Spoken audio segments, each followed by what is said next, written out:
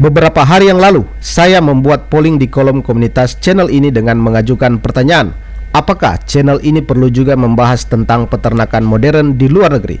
Sejak video ini dibuat, secara persentasi, ada 95% yang setuju untuk mengulas tentang peternakan modern, yang meskipun responden yang berpartisipasi tidak semuanya, tapi saya anggap ini mewakili keinginan sebagian besar penonton setia di channel ini untuk mendapatkan informasi tentang peternakan modern di luar negeri.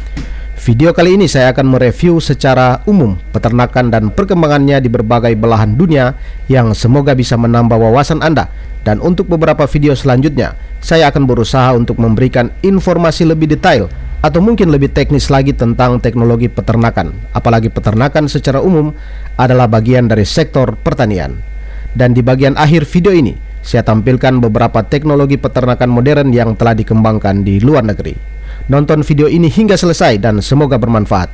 Yang baru pertama kali datang ke channel ini, jangan lupa subscribe untuk mendapatkan informasi pertanian dan peternakan di seluruh dunia. Selamat menonton.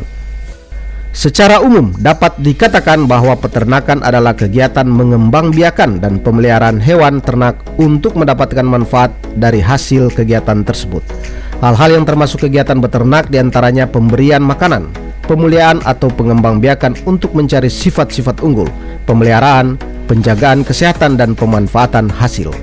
Peternakan dapat dibedakan menjadi peternakan ekstensif dan intensif, dan terdapat juga peternakan semi-intensif yang menggabungkan keduanya.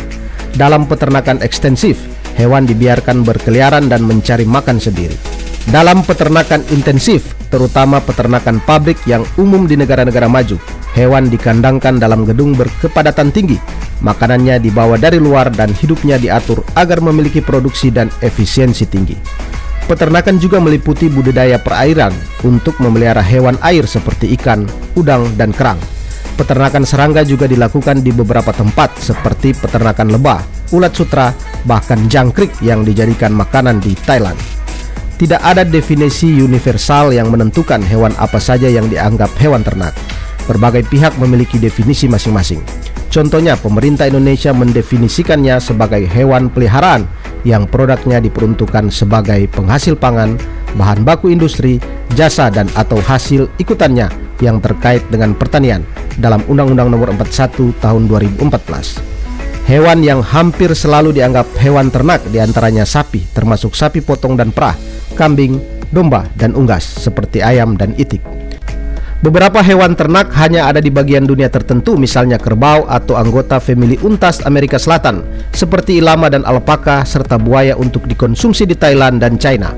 Definisi yang lebih luas lagi juga mencakup peternakan ikan, hewan-hewan kecil seperti kelinci dan tikus di Belanda, maupun lebah madu dan serangga yang dipelihara untuk dimakan. Hasil utama peternakan diantaranya daging, susu, dan telur yang menjadi makanan untuk manusia.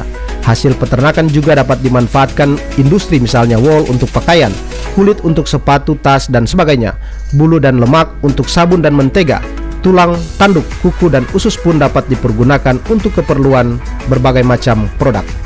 Kotoran hewan dapat digunakan sebagai sumber pupuk, sehingga mengembalikan sebagian mineral dan bahan organik yang dikonsumsi hewan ternak ke sistem yang membantu menumbuhkan kembali makanannya sendiri. Beberapa negara dikenal selama ini sebagai produsen daging terbesar di dunia seperti daging sapi, yaitu Australia, India, China, Pakistan, Amerika Serikat, dan lain-lain. Sementara untuk produsen daging ayam terbesar di dunia antara lain Brasil, Rusia, Thailand, China, Amerika Serikat, Jepang, Peru, dan lain-lain. Selanjutnya, Irlandia, Spanyol, Australia, Inggris, Selandia Baru dikenal sebagai penghasil daging kambing terbesar di dunia. Untuk udang, Indonesia termasuk 5 besar produsen terbesar di dunia dengan besaran produksi di bawah 1 juta ton per tahun. Sementara posisi teratas dipegang oleh Tiongkok, disusul Ekuador, Vietnam, dan India. Untuk pasar ekspor daging, menurut data USDA, Cina merupakan importir daging sapi terbesar di dunia pada tahun 2020, diikuti oleh Amerika Serikat, Jepang, Korea Selatan, dan Hong Kong.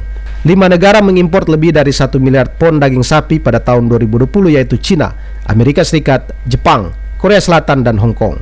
Cina menyumbang sekitar 30% dari impor daging sapi di dunia.